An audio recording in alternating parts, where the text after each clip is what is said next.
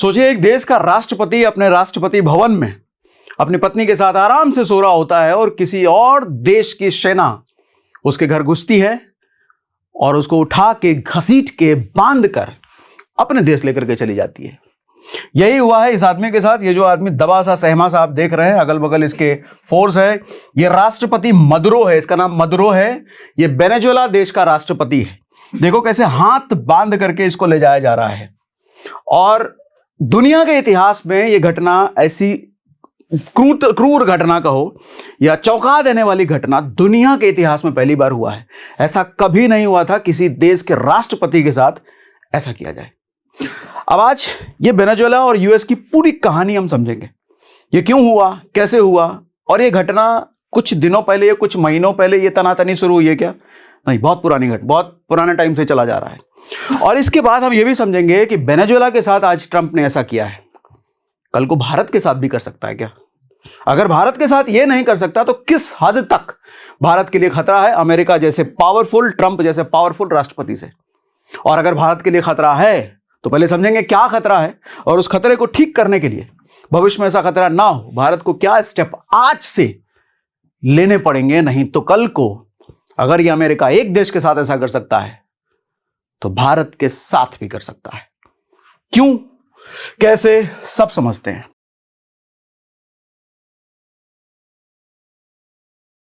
पहले तो एक चीज देखो, आपको पता है एलॉन मस्क की और ट्रंप की बड़ी गहरी दोस्ती यारानी थी कुछ महीनों तक पहले, अभी कुछ महीनों से टूट गई है। अब देखो, जैसे ये घटना हुआ, ट्रंप ने जैसे ये काम किया, मदुरो को अरेस्ट किया। मदुरो कौन? ये आदमी, ठीक है। मदुरो को ट्रंप ने उठाया, उसकी सेना ने उठाया। एलॉन मस्क की पुरानी दुश्मनी इस मदुरो के साथ पहले से थी, तनातनी चलती थी। एलॉन मस्क ने गिरफ्तारी के लिए ट्रंप को बधाई दी और 1 महीने के लिए इस मदुरो के देश वेनेजुएला में 1 महीने के लिए इंटरनेट फ्री कर दिया। मतलब मजे ले रहा है आदमी, ठीक है। अब ये बहुत सीरियस कंसर्न है, बहुत ज्यादा सीरियस कंसर्न है, जो हमको आज अगर नहीं समझे तो भैया भारत के लिए बहुत बड़ा खतरा है। समझाता हूं, पूरी कहानी समझाऊंगा डिटेल में बच्चों की तरह। पहले ये ज्योग्राफी देखो, ये समझना जरूरी है कि वेनेजुएला कहां है, अमेरिका कहां है, उसके बाद हम एक्चुअल कहानी पर आएंगे। ये है वेनेजुएला। ये देखने में छोटा सा देश लग रहा होगा, लेकिन एक्चुअली में काफी अच्छा खासा बड़ा देश है ये। और ये जो पूरा एरिया आप देख रहे हो, इस एरिया को कहते हैं लैटिन अमेरिका। इस पूरे लैटिन अमेरिका में कई सारे देश हैं, वेनेजुएला है, कोलंबिया है, इक्वाडोर है, पेरू है, ब्राजील है। अब इसको अगर हम लैटिन अमेरिका कहते हैं, इसका मतलब ये नहीं कि अमेरिका का पार्ट है ये अमेरिका है। ये अमेरिका नहीं है। अमेरिका ये रहा यूनाइटेड स्टेट्स, इसको कहते हैं अमेरिका। ट्रंप यहां का राष्ट्रपति है, इससे इसका कोई कनेक्शन नहीं है, बस नाम में अमेरिका है, लैटिन अमेरिका, और कुछ नहीं। तो ये जो लैटिन अमेरिका पूरा देश है, इसका वेनेजुएला देश एक पार्ट है, ठीक है, ये देश। और यहां है यूनाइटेड स्टेट, यानी कि ये देख के आपको लग रहा होगा कि दोनों अड़ोसी पड़ोसी हैं। यूनाइटेड स्टेट के ठीक नीचे वेनेजुएला आता है, ठीक है। ये ज्योग्राफी मैंने आपको समझाया, अब पूरी कहानी समझो। आज जो पूरी डिटेल में आपको समझाऊंगा, वेनेजुएला और यूएस की पुरानी लड़ाई कहां से शुरू हुई, कैसे लड़ाई शुरू हुई, वो समझाऊंगा। साथ ही ऑयल का पावर, तेल की जो ताकत है, उस तेल की ताकत में चाइना कैसे शामिल है, रशिया कैसे शामिल है, ईरान कैसे शामिल है, भारत का रोल क्या है, ये गेम क्या है, वो समझाऊंगा। और 3 जनवरी 2026 को ऑपरेशन जो हुआ, ये जो उठाया गया इसके राष्ट्रपति को, ये क्या है। उसके बाद फ्यूचर में, ये घटना के बाद गोल्ड के प्राइसेस, सिल्वर के प्राइसेस, ऑयल के प्राइसेस क्या बनेंगे फ्यूचर में। और लास्ट में बताऊंगा डिटेल में कि भारत को किस चीज का थ्रेट है, और भारत ने अगर आज से तैयारी शुरू नहीं करी तो भैया भारत तैयार हो जाए, अमेरिका कुछ भी कर सकता है, ठीक है। पहले बैकग्राउंड दे देता हूं। वेनेजुएला क्यों इंपॉर्टेंट है? ये वेनेजुएला पर हमला, उसके राष्ट्रपति को उठाना, ऐसा क्या है? वेनेजुएला में क्या इंटरेस्ट है अमेरिका का? सबसे पहला इंटरेस्ट समझो, तेल। हमारे गली मोहल्ले में जब कोई आदमी बहुत खुश होता है तो हम लोग कहावत में कहते हैं, अरे इसको बड़ा खुश दिख रहा, तेल का खदान मिल गया है क्या, कहते हैं ना। तो तेल का खदान मिल गया क्यों कहते हैं? अरे तेल का खदान मतलब असली चीज, असली मोटा आइटम भैया, बहुत गहरी चीज, बहुत बड़ा अमीरी वाला चीज।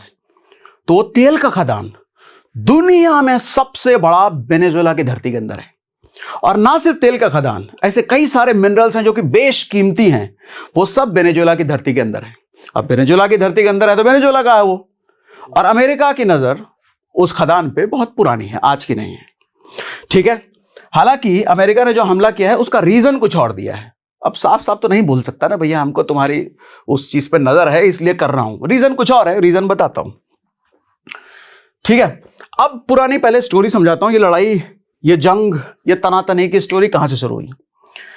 90s में, 1990 के टाइम पे यूएस और वेनेजुएला का बड़ा खासा अच्छा रिश्ता था, और उस समय पे वेनेजुएला लैटिन अमेरिका के सबसे अमीर देशों में एक था। लैटिन अमेरिका कहने का मतलब ये जो पूरा एक है, इसके सबसे अमीर देशों में वेनेजुएला होता था। आज वेनेजुएला कहीं नहीं है, मतलब अमीर तो कतई नहीं रहा। क्यों नहीं रहा बताऊंगा। तो सबसे अमीर देशों में आता था, और यूएस की पार्टनरशिप अच्छी खासी थी। क्यों पार्टनरशिप थी? बेसिकली तेल था वहां पर, तेल का खदान था। तो यूएस आपको पता है कि टेक्नोलॉजी में बहुत स्ट्रांग है और बहुत पहले से। तो वेनेजुएला के पास उतनी टेक्नोलॉजी नहीं थी। तेल का खदान है, तेल को माइन करना पड़ता है ना, निकालना पड़ता है, रिफाइनरीज चाहिए, इक्विपमेंट चाहिए, मशीन चाहिए। तो ये मशीन का जो हेल्प है वो यूएस करता था वेनेजुएला को, और बदले में सस्ता तेल लेता था वो। लेकिन धीरे धीरे हुआ क्या कि यूएस ने वहां पर करप्शन शुरू कर दिया। करप्शन शुरू करने का मतलब आप इसको ऐसे समझो कि कोई कंपनी है, सरकार 100 रुपए दे करके सरकार से कोई काम हो रही है। अब कोई कहे कि भैया सरकार को 100 रुपए जो देने पड़ रहे हैं, एक काम करो ना सरकार, भाई साहब जिस भी देश की हम बात करें, कि तुम एक काम कर लो, 20 रुपए तुम्हारी जेब में तुम अलग से रखो, सरकार को मत दिखाओ, देश के खजाने मत डालो, 20 रुपए तुम्हारे पर्सनल जेब में मैं डालता हूं, ये जो 100 रुपए की चीज मुझे दे रहे हो ना, ये 60 रुपए में देने लग जाओ। होगा क्या? 80 रुपए का माल उसको मिलने लग गया।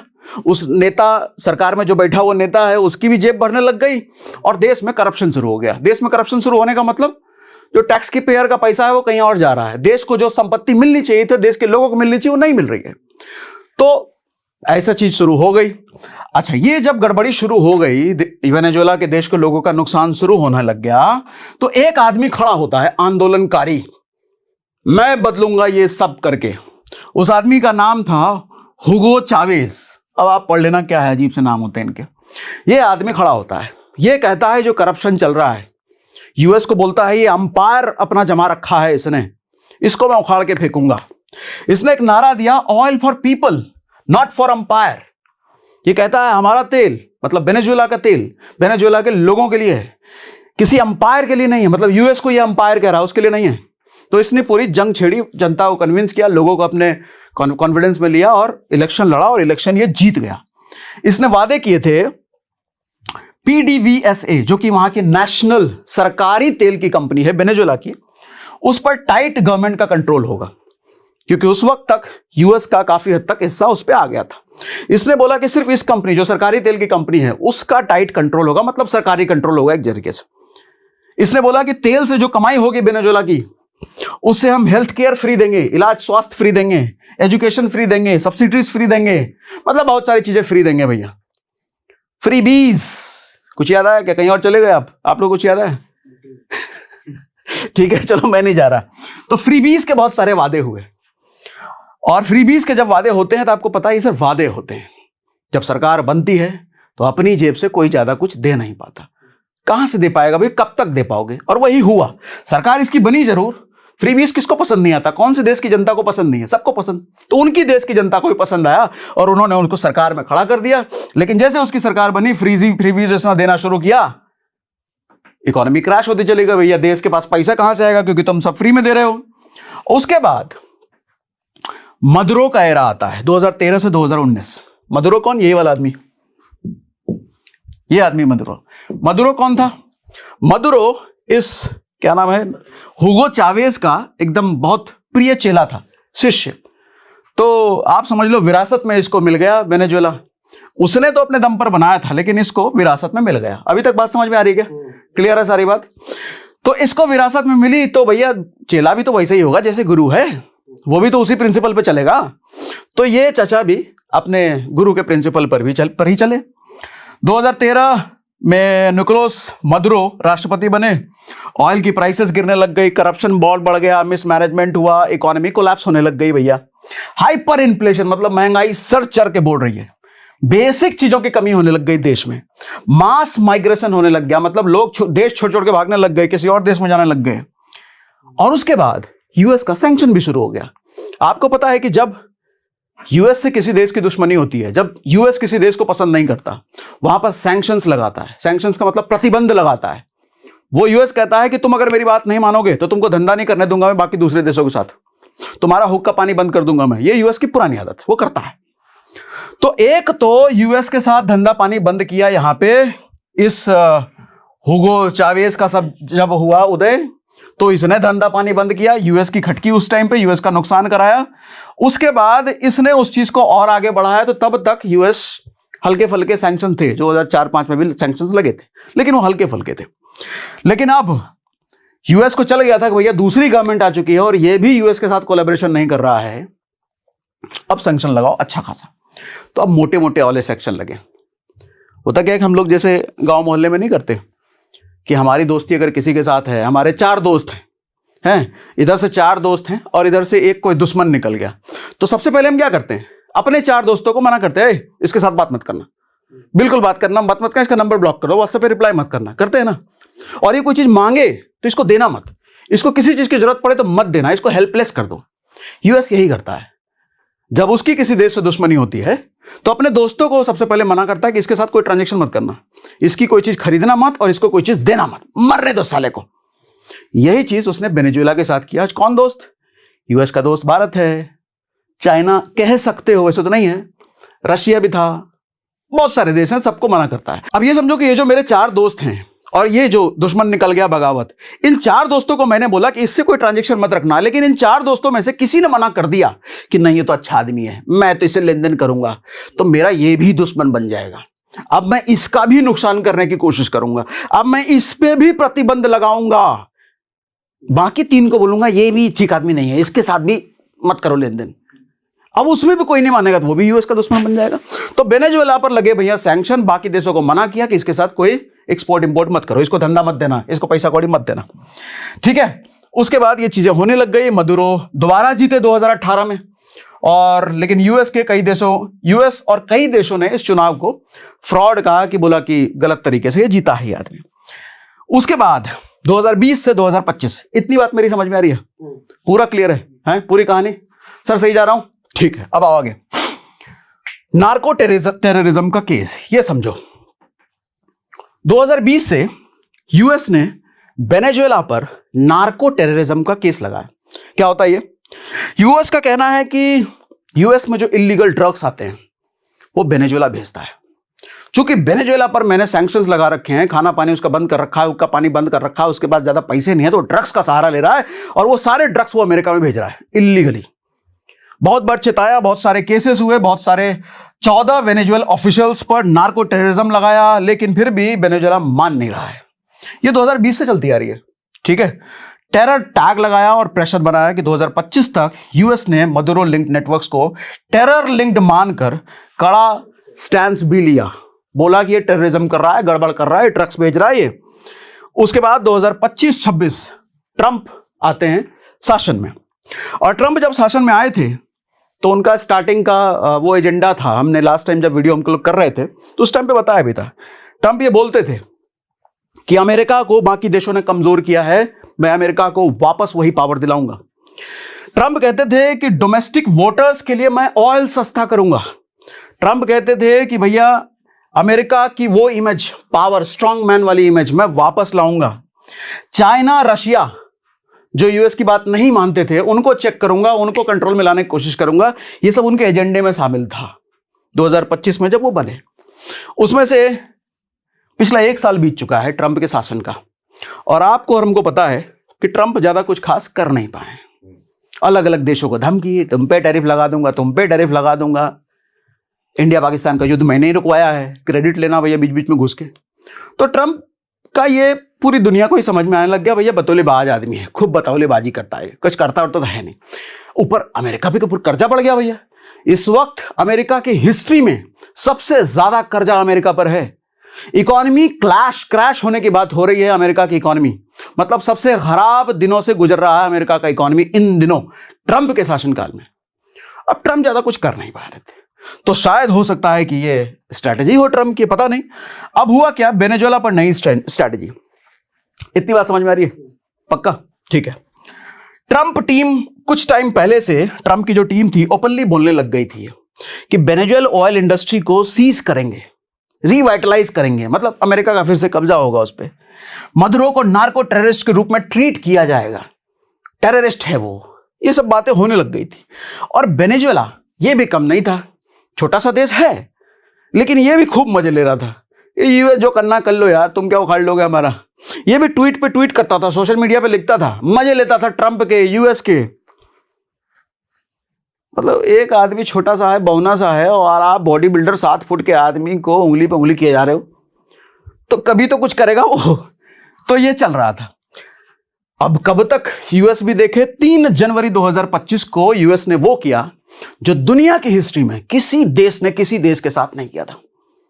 इतना क्रूर, इतना जालिम वाला हरकत, मतलब बेइज्जत कर देने वाला।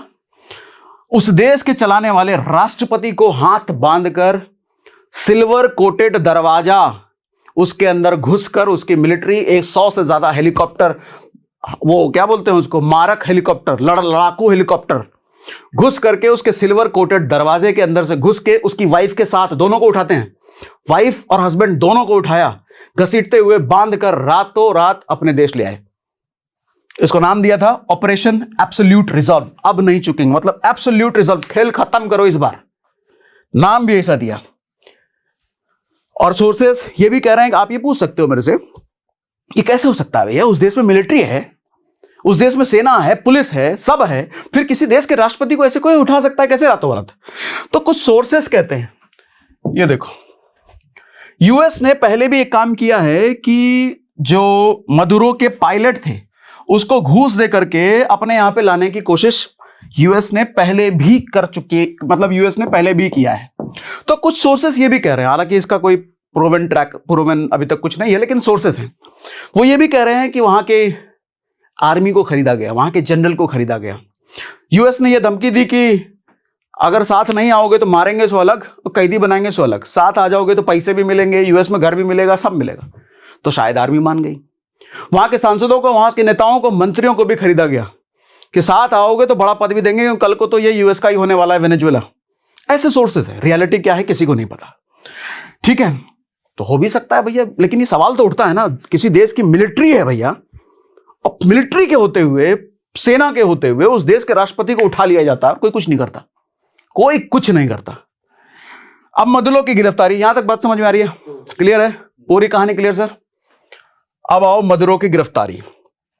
निकोलस मदुरो और उनकी वाइफ, इनको उठा लिया गया। न्यूयॉर्क फेडरल कोर्ट में 2020 वाले नार्को टेररिज्म और ड्रग ट्रैफिकिंग ट्रायल शुरू होने की तैयारी है। मतलब आप ये समझो, इसको जो यूएस में लाया गया है इस देश के राष्ट्रपति को, पूरा प्रॉपर केस चलेगा इस पर। आम जैसे आदमी, क्या कहते हैं उसको, कैदी होता है ना, वो अपने लिए कोई वकील हायर करेगा, लड़ेगा, यूएस में उसके साथ यही ट्रीटमेंट किया जाएगा, बंदी बना के उसको कैदी बना के रखा जाएगा, और वो साबित करेगा कि भैया नार्को टेररिज्म नहीं किया, तुमने साबित करो, तब छूटोगे। ठीक है, पॉलिटिकल फॉलआउट वेनेजुएला में। इसके बाद जो एक्टिंग लीडरशिप है, वहां का जो वाइस प्रेसिडेंट है वो खड़ा हुआ है, मतलब ये महिला है, वो खड़ी हुई है, उसने बोला है ये गलत काम किया है, यूएस ने ठीक नहीं किया है, नहीं करना चाहिए।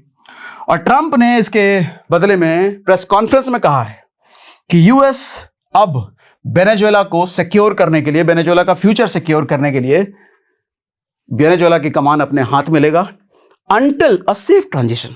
सेफ ट्रांजिशन कहने का मतलब जैसे पहले होता था 90s के पहले, वेनेजुएला और अमेरिका के रिश्ते अच्छे थे, सब कुछ सेफ ट्रांजिशन होता था, जब तक वो नहीं हो जाता तब तक वेनेजुएला का पूरा कमांड अमेरिका के हाथ में, मतलब एक तरह से कब्जा हो गया, ये समझ लो। अब असली रीजन ये समझो भैया, असली रीजन क्या, ड्रग्स हैं। 3 कोर मोटिव हैं इसके पीछे, समझो। ड्रग्स भेज रहा था वेनेजुएला, इसीलिए ट्रंप ने किया? नहीं। सबसे पहला है ऑयल, दुनिया का सबसे बड़ा प्राइस। जैसे शुरुआत में मैंने कहा, किसी को बहुत खुश होता है तो हम कहते हैं कि भैया तेल का खदान मिल गया क्या, तो तेल का खदान पर नजर सबसे पहली चीज। वेनेजुएला का oil 303 billion barrel proven reserve है। अब ये देखो, दुनिया में सबसे ज्यादा बड़ा तेल का खदान, सबसे ज्यादा तेल का जो भंडार है वो वेनेजुएला सबसे नंबर 1 पर है। उसके बाद सऊदी अरबिया है, उसके बाद कनाडा है, ईरान है, इराक है, कुवैत है, यूनाइटेड अरब एमिरेट्स है, रशिया है, ये क्या है, लिबिया है। ये कंट्रीज की रेटिंग है, सबसे ऊपर वेनेजुएला है। मुझे तो कभी कभी ये लगता है कि भैया अमेरिका पर इतना कर्जा बढ़ गया है, तो होता नहीं, हम लोग कई बार कहते हैं कि आदमी के पास अगर कमाई कम है, कर्जा ज्यादा बढ़ गया है, तो आदमी क्या करता है, अगल बगल के घर में देखता है कहाँ ज्यादा धन संपत्ति है, लगाओ डाका डालो। तो कुछ ये भी हो सकता है भैया अमेरिका के पास कम पैसा सा कम पड़ रहा है, कर्जे में ज्यादा है, तो बगल में कौन है, बगल में कौन है जिसके पास बहुत पैसा है, बहुत बड़ी संपत्ति है, धरो इसी को। तो खैर ये भी हो सकता है। अब यूएस रिफाइनरीज हेवी क्रूड के लिए ऑलरेडी ट्यून्ड है, इसलिए वेनेजुएला का क्रूड उनके लिए परफेक्ट फिट है। मतलब देखो, तेल का खदान होना और तेल का प्रोडक्शन बनाना ये दो अलग अलग चीजें हैं। एक और डेटा आपको दिखाता हूं, ये देखो, ये डेटा है ऑयल कंजम्पशन बाय कंट्री। सबसे ज्यादा ऑयल कंजम्पशन और सबसे ज्यादा ऑयल प्रोडक्शन दुनिया में यूनाइटेड स्टेट करता है। आप कह रहे हो ये क्या बात हुई, ऑयल प्रोडक्शन सबसे ज्यादा यूनाइटेड स्टेट्स कर रहा है, लेकिन अभी तो मैंने बोला कि सबसे ज्यादा ऑयल का भंडार वेनेजुएला के पास है। गलत बोल रहा हूं क्या मैं? हैं? मैं सही बोल रहा हूं। क्यों मालूम? इसके पास भंडार है, लेकिन भंडार होने से ऐसा थोड़ी कि गए और एक बाल्टी अंदर से निकाल लिया, ऐसा नहीं होता है। माइन करना पड़ता है भैया, रिफाइनरीज चाहिए, मशीन चाहिए, इक्विपमेंट चाहिए, टेक्नोलॉजी चाहिए, तब जाके जमीन के अंदर तेल होने के बावजूद भी आप उसको यूज कर पाओगे। इसके पास भंडार है, टेक्नोलॉजी नहीं है। काहे कि पैसे नहीं है, पैसे नहीं है तो भंडार पड़ा है लेकिन किसी काम का नहीं है। यूएस क्या है, इसके पास ज्यादा बड़ा भंडार नहीं है, लेकिन प्रोडक्शन करने में नंबर 1 है। जितना भी भंडार है उससे नंबर 1 सबसे ज्यादा प्रोडक्शन ही कर देता है, और सबसे ज्यादा कंज्यूमर भी यही है। दुनिया में सबसे ज्यादा ऑयल का यूज करने वाला यही देश है। ठीक है, समझ में आया? भंडार भले वेनेजुएला है, लेकिन प्रोडक्शन में नंबर 1 यूएस है। अब आओ इसके बाद, तो एक तो हमने ये बात कर ली। अब ये जरूरत तो यूएस के है ही तेल की, है भले ही प्रोडक्शन सबसे ज्यादा है, लेकिन कंजम्पशन में सबसे ज्यादा है, और अगर एक बगल वाला भी मिल जाता है तो कर्जे वर्जे कम होंगे, जरूरत कम होंगी। अब ट्रंप का डोमेस्टिक एजेंडा ये समझो। एक्सपर्ट कह रहे हैं कि वेनेजुएला क्रूड बड़े स्केल पर वापस मार्केट में आया तो ग्लोबल ऑयल प्राइसेस में कुछ डॉलर पर बैरल सॉफ्टनेस पॉसिबल है। यानी कि अगर अमेरिका ने उसके वेनेजुएला पर कब्जा कर लिया, तेल भंडार सारा यूएस के कब्जे में आ गया, तो यूएस के पास तो मशीन है, टेक्नोलॉजी है प्रोडक्शन बढ़ाने के लिए। तो वो जब प्रोडक्शन बढ़ाएगा तो सारा खुद ही थोड़ी यूज करेगा, उसको भी तो धंधा बढ़ाना है। तो धंधा बढ़ाना है तो बाकी दुनिया को भी तो देगा, तो बाकी दुनिया को देगा तो हो सकता है सस्ता बेचेगा, क्योंकि ज्यादा बड़ा खदान उसके हाथ में आ गया है। तो हो सकता है कि तेल के प्राइसेस कम हो, तो पूरी दुनिया को ऐसे फायदा हो सकता है। तो क्या बहुत बढ़िया काम किया यूएस ने? नहीं किया है। बहुत बड़ा थ्रेट है, हर एक देश पर थ्रेट है, भारत पर भी है, लास्ट में समझाऊंगा भी। उसके बाद यूएस में पेट्रोल डीजल प्राइसेस कंट्रोल में रख के ट्रंप अपने वोटर्स को चीप एनर्जी डिलीवर कर सकते हैं। शुरुआत में जो उसने एजेंडे में उसके शामिल भी था, लोगों को हम सस्ता तेल मिल देंगे। अब समझो लैटिन अमेरिका में यूएस डोमिनेंस, इसको जरा समझो अच्छे से भैया, strategic backyard. Latin America equal to US का traditional backyard. Oil, mineral, agri, sea lanes, Panama canal, ये सब वेनेजुएला इस देश के रीजन में सबसे anti US symbol, anti power. एक खोल के समझाता हूं, इसके सबसे पीछे में ही ये देश है। ठीक है, अभी क्या हो रहा था कि यहां पर तेल का भंडार सबसे ज्यादा, तो इधर से आपको तेल, मिनरल सबका कब्जा हो गया तुरंत इसके ऊपर से। उसके बाद एक चीज और होगी कि कहा गया यूएस को एक ऑर्डर था। यूएस का कौन दुश्मन है अभी? चाइना है, ईरान है, रशिया है, इनसे तनातनी चलती रहती थी। और ये वेनेजुएला को सपोर्ट चाइना से मिलता था, रशिया से मिलता था, ईरान से मिलता था। तो आप इसको ऐसे समझो कि आपका जहां पे घर है, बगल में एक दूसरा घर है जो आपका दुश्मन है, और आपके कुछ 4-5 और दुश्मन हैं जो कि दूसरे राज्य में रहते हैं। आपका घर यहां पे, आपके दुश्मन का घर यहां पे, और आपके दुश्मन के घर में दूसरे राज्य के दुश्मन आपके आते जाते हैं और इसको सपोर्ट भी करते हैं। तो आपके लिए तो डर बना रहेगा ना कि भैया एक तो दुश्मन बगल में, प्लस बड़े बड़े दुश्मन जो हमारे बाहर दूसरे स्टेट में रहते हैं वो इसको सपोर्ट करते हैं। तो यूएस को एक ये डर ये भी था। अब चूंकि वेनेजुएला पर इसने कब्जा कर लिया, तो ये जो बाकी देश यूएस के अगेंस्ट खड़े हो सकते थे, ये भी चुपचाप बैठ जाएंगे। इसको उठा लिया ना कब्जा, तो इसको भी डर हो जाएगा, इसको भी डर हो जाएगा, इसको भी डर हो जाएगा। अदरवाइज पहले क्या हो रहा था, ये वेनेजुएला यूएस को आंख दिखाता था कि जा जो करना कर ले, यही तो कर रहा था ये। तो ये जब आंख दिखा रहा था तो इनकी हिम्मत भी बढ़ेगी ना। शोले फिल्म देखा है? ये कोई भी गुंडा जो साम्राज्य होता है वो क्या करता है, कोई भी आदमी आंख उठाए तो सबसे पहले उसका जान ले लो। क्यों? जान नहीं लेगा तो, अगर उसकी जान नहीं ली तो उसको देखा से कि बाकी लोग भी दुश्मन खड़े हो जाएंगे, वो भी आवाज उठाने लग जाएंगे। तो अब बाकी लोगों में भी डर बना रहा है, वो भी आवाज ना उठाए तो इसको पहले जान मारो। वही वेनेजुएला के साथ हुआ कि बाकी भी कोई आवाज ना उठा पाए। ठीक है भैया, लंबा तो नहीं जा रहा, कितनी देर हो गया अभी तक, कितना बात कर लिया मैंने? 26 मिनट बात कर लिया, समझ में आ रही है ना? है पूरी बात समझा पा रहा हूं मैं? ठीक है, अब चाइना, रशिया, ईरान, ये भी गठजोड़ दोनों। मैंने क्या बोला, इसको कौन कौन सपोर्ट कर रहा? चाइना कर रहा, रशिया कर रहा, ईरान कर रहा, और ये सारे यूएस के दुश्मन है। तो इससे भैया ये पूरा खेल सेटल हो जाएगा। तुम्हारे एक दुश्मन को मैंने उड़ाया तो बाकी सारे चुपचाप बैठ जाएंगे। अब अभी की स्थिति क्या है ये समझते हैं। वेनेजुएला के तेल का मार्केट का रिस्क क्या है? देखो, शॉर्ट टर्म में तो टेम्परेरी उथल पुथल होगा, पॉलिटिकल कियोस फैलेगा, इधर उधर चीजें होंगी, लेकिन मीडियम टर्म में यूएस का प्लान जो है, सैंक्शन रिलैक्स हो, रीडिजाइन करके यूएस और अलाइन कंपनीज को एंट्री देना। मतलब यूएस के हाथ में जब चीजें आ जाएंगी तो यूएस अपने मन मुताबिक वहां पे तेल वेल सब कुछ काम हम शुरू करेगा। जब अपना ही देश बना लिया तो फिर सब कुछ ठीक करेगा ना वो। एम क्या है? 1 मिलियन बैरल पर डे से ऊपर आउटपुट पुश करना। 1 मिलियन बैरल पर डे, मतलब अभी तो प्रोडक्शन नहीं हो रहा ना, खदान है, प्रोडक्शन नहीं हो रहा, तो यूएस इतना प्रोडक्शन करेगा और धीरे धीरे 1.5 से 2 मिलियन बैरल पर डे की तरफ जाएगा। मतलब यूएस को प्लान रेडी है भैया, पूरा धंधा बनाने का, धंधा सेट है। ग्लोबल मार्केट संकेत क्या है? इमीडिएट रिएक्शन, ऑयल प्राइसेस बढ़ेंगे टेम्परली। ठीक है, एसेट में वोलेटिलिटी, नैरेटिव शिफ्ट क्या होगा? अगर यूएस सक्सेसफुली वेनेजुएला ऑयल को एस्टैब्लिश करता है तो 1 से 2 साल में प्राइसेस पर डाउनवर्ड प्रेशर, मतलब प्राइसेस कम होंगे ऑयल के, तो भारत को भी सस्ता ऑयल मिल सकता है अगर 1-2 साल में यूएस का पूरा कंट्रोल हो गया तो। अब गोल्ड, शॉर्ट टर्म इंपैक्ट में देखो तो गोल्ड भाग सकता है, क्योंकि शॉर्ट टर्म इंपैक्ट क्या है, अभी पता नहीं है क्या होगा नहीं होगा। और वेनेजुएला ने भी अगर पलटवार कर दिया, वहां के वाइस प्रेसिडेंट ने भी अपनी आर्मी को जमा कर लिया और युद्ध छिड़ गया, तब तो गोल्ड और चांदी के प्राइसेस तो भागेंगे, तगड़े भागेंगे। लेकिन इसकी उम्मीद कम है, अरे हिम्मत नहीं है उनकी भैया, इसकी उम्मीद कम है। ये क्या हो सकता है? पॉसिबिलिटी है कि यूएस के अकॉर्डिंग ही चीजें चले। आगे क्या हो सकता है ये समझो, यूएस बैक्ड ट्रांजिशन, मतलब यूएस के कंट्रोल में सब कुछ आ जाए, यूएस अपने अकॉर्डिंग सब कुछ करने लग जाए, सब कुछ बढ़िया हो जाए। दूसरा ये हो सकता है कि इंटरनल इंस्टेबिलिटी हो सकता है। देखो होता क्या है, जब घर का मुखिया नहीं रहता है ना, घर के मुखिया की जब मौत हो जाती है ना, तो घर का हर एक सदस्य सोचता है कि मैं मालिक बनूंगा, मैं मालिक हूं, मैं मालिक हूं, मैं मालिक हूं।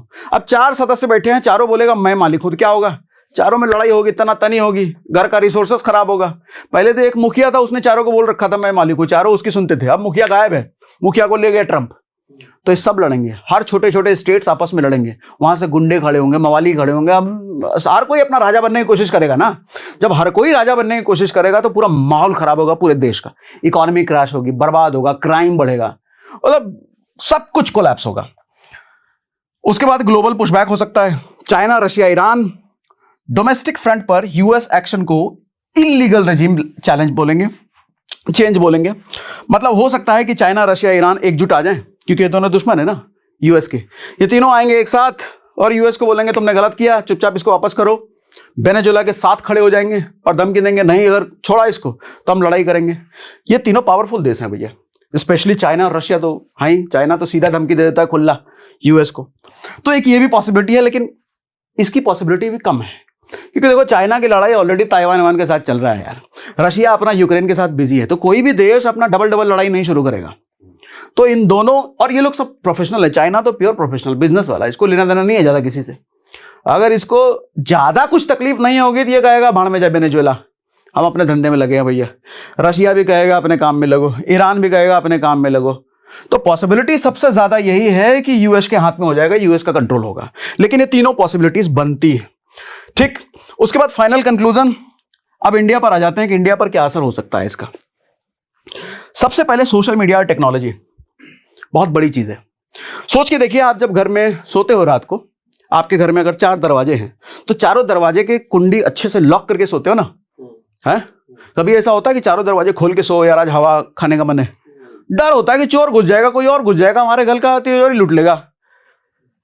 आज सोशल मीडिया पर, यानी कि अपने फोन में, ये इस फोन की बात कर रहा हूं मैं, जो हमारी पूरी दुनिया है, हमारे सारे बैंकिंग एप्स, फेसबुक, यूट्यूब, आप मुझे या तो फेसबुक पे देख रहे हो या यूट्यूब पे देख रहे हो, इंडिया का नहीं है वो, सब कुछ, हम एक एक चीज किससे क्या बोलते हैं सब इसको पता है, हम सोचते क्या है सब इसको पता है, हम खरीदते क्या है इसको पता है, हमारे बैंक का पासवर्ड क्या है इसको पता है, हमारे बैंक में पैसे कितने इसको पता है, सब इसको पता है। और इसका माई बाप कौन है?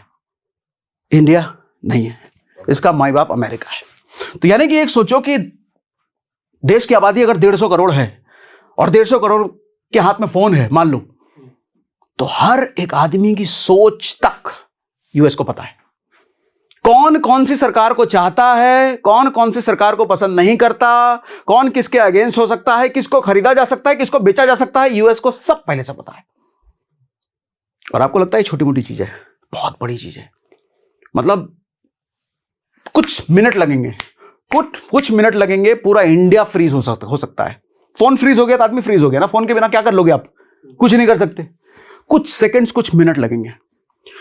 आप कहोगे इसका सोल्यूशन क्या है? अरे सोल्यूशन ये है कि भारत की जो टेक्नोलॉजी वाली कंपनी है, भारत के जो स्टार्टअप हैं, जो टेक्नोलॉजी की तरफ काम कर रहे हैं, सरकार का भयंकर सपोर्ट हो उनको।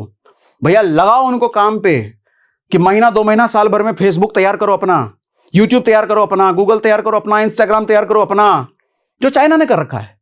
चाइना से हमको इंस्पिरेशन लेने की जरूरत है ना, उसका सब कुछ अंदर है। सारी टेक्नोलॉजी, सारे सोशल मीडिया, सारे फोन, सब कुछ अंदर है। बाहर वाले को पता ही नहीं चलता क्या है उसके अंदर।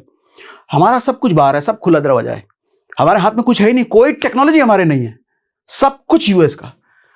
तो अगर यूं कहा जाए कि हम यूएस के गुलाम हैं, कि हाँ टेक्नोलॉजी के लेवल पे देखा जाए तो हम तो गुलाम हैं। मिनट लगेंगे सर, मिनट यूएस का कब्जा टेक्नोलॉजी के लेवल पे होने में, मिनट, घंटा नहीं जाएगा। हाँ, वेपन लेके वो नहीं घुस सकता, हमारी सरकार को रातों रात वो नहीं उठा सकता, इतना मजबूत तो नहीं है वो, इतना मजबूत तो कतई नहीं है। भारत आज बहुत ज्यादा सक्षम हो चुका है, बहुत ज्यादा ग्रो कर चुका है। लेकिन बात जब टेक्नोलॉजी की आती है, हम सब तो एक लेवल पे हैं उसके, भैया उस पर डिपेंडेंट हैं। उसके बाद डॉलराइजेशन। अच्छा एक और चीज देखो, बड़ी मजेदार चीज है ये। Your phone may be remotely locked if you haven't paid your EMI. एक कंपनी, लोन वाली कंपनी, उसका प्रपोजल था आरबीआई को कि जो हमारा लोन का ईएमआई नहीं देगा, हम उसका फोन लॉक कर देंगे रिमोटली। अरे वो बैठे बैठे आपका फोन लॉक कर देगा, आप कुछ कर ही नहीं पाओगे। आरबीआई के पास गया प्रपोजल, आरबीआई ने मना कर दिया। सोच के देखो, आरबीआई ने मना कर दिया, लेकिन ये दिखाता है कि एक कंपनी के पास पावर है आपका फोन लॉक करने की, आपके फोन को के साथ कुछ भी करने का। एक कंपनी के पास पावर है। एक कंपनी की बात कर रहा हूं, और यूएस जिसके पास पूरा फोन ही हमारे पास एक्सेसिबल है, वो क्या क्या कर सकता है? अरे सॉफ्टवेयर में कोई बम लगा सकता है यार, आपके बटन दबाने पे वो फट सकता है, मुंह कान जल जाएगा तुरंत बात करते करते। ये सब यूं हो सकता है। हाँ, करेगा नहीं क्योंकि यूनाइटेड नेशन है, आप कहोगे है सारे देश का कोई गड़बड़ कुछ ना करे तो यूनाइटेड नेशन बैठा है। अरे यूनाइटेड नेशन तो अभी बैठा है ना, उठा लिया ना किसी देश की सरकार को, राष्ट्रपति को। क्या किया यूनाइटेड नेशन ने? कुछ नहीं किया। पावर है ना यूएस के पास, शक्ति है ना, पैसा है ना, यूनाइटेड नेशन भी क्या कर लेगा? इसका मतलब एक चीज समझ में आता है भैया, अगर आपका शक्ति है, जो देश पावरफुल है, बाकी कोई उसके अगेंस्ट आवाज नहीं उठा सकता। कोई यूनाइटेड नेशन हो, कुछ भी नहीं, कुछ भी नहीं।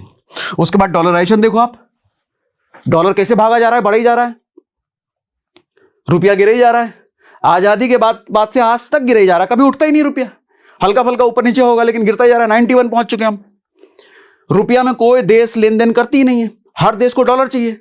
और जब हर देश को डॉलर चाहिए, ब्रिक्स ने बोला था बीच में कि ब्रिक्स मतलब 5 देश जो हैं, ब्राजील, इंडिया वगैरह, वो आपस में लेन देन करेंगे एक नई करेंसी में। तुरंत ट्रंप को पता चला, ट्रंप ने क्या बोला, 500% लगाऊंगा टैरिफ अगर ये किया हरकत तो। डॉलर में ही करो, क्योंकि जब डॉलर में ही करेंगे तो डॉलर की डिमांड बनी रहेगी, डॉलर का यूसेज बना रहेगा और डॉलर की वैल्यू बढ़ती रहेगी। रुपया का होता है कहीं यूज भारत के अलावा? हाँ, रशिया वगैरह ले लेते हैं हमसे रुपया वगैरह में, हल्का फल्का जो आपसी लेन देन, लेकिन हल्के फल्के ही। लेकिन ग्लोबल लेवल पे डॉलर चलता है। ये ताकत है यूएस की। सॉल्यूशन क्या है सर? इकोनॉमी मजबूत करनी पड़ेगी। इकोनॉमी मजबूत नो डाउट हो भी रहा है, हम 4th लेवल पे पहुंच चुके हैं, जापान को पीछे छोड़ सके। लेकिन सिर्फ ये काफी नहीं है सर, टेक्नोलॉजी में सबसे ज्यादा काम करना पड़ेगा। अगर नहीं किया तो कुछ भी कर सकता है अमेरिका, कुछ भी कर सकता है अमेरिका। और ये बात प्रूफ कर दिया है अमेरिका ने। कुछ और चीजें मुझे दिखानी तो नहीं रहेगी, एक बार दिखा देता हूं। ये देखो, अरे धमकी, डायरेक्ट धमकी। देखो देखो देखो, अभी ये करने के बाद ये ट्रंप की स्टेटमेंट है। Modi knew I was unhappy says Donald Trump as Indian cuts Russian oil import. अभी आपको पता होगा बहुत टाइम से जो रशिया से भारत लेता है तेल, ट्रंप का ये कहना है कि रशिया से मत खरीदो तेल। क्यों? रशिया दुश्मन है अमेरिका का। तो 4 दोस्त वाली याद है, रशिया से दुश्मनी है, तो इंडिया को उसने क्या बोला, रशिया से मत खरीदो यार, उसको छोड़ दो। भारत नहीं मान रहा तो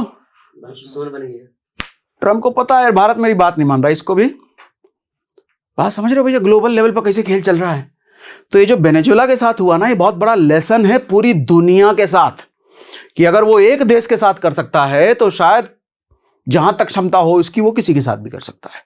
तो इसके लिए हर देश को तैयार होने की जरूरत है, बहुत ज्यादा तैयार होने की जरूरत है। बात अगर समझ में आई, इतने डिटेल एनालिसिस मुझे नहीं लगता पूरे इंटरनेट पे किसी ने बताया हुआ इतना डिटेल में। अगर आपको सच में लगता है कि मैंने बहुत डिटेल में बताया, पूरी कहानी समझ में आई, तो कमेंट बॉक्स में लिख के बताइए कि ऐसा आज तक किसी ने बताया नहीं, पूरी कहानी समझ में आ गई। जबरदस्त बताते हो आप, ऐसे कमेंट आपके आते रहते हैं, मैं पढ़ता रहता हूं, लेकिन मैं जवाब नहीं दे पाता, लेकिन पढ़ता सा रहा हूं। तो कमेंट बॉक्स में आप लिख के मुझे बताना जरूर कि इतनी पूरी डिटेल एनालिसिस आज तक किसी ने नहीं बताई, क्या जबरदस्त बताया, ऐसे लिख के बताइएगा। चलो भैया आज के लिए इतना ही।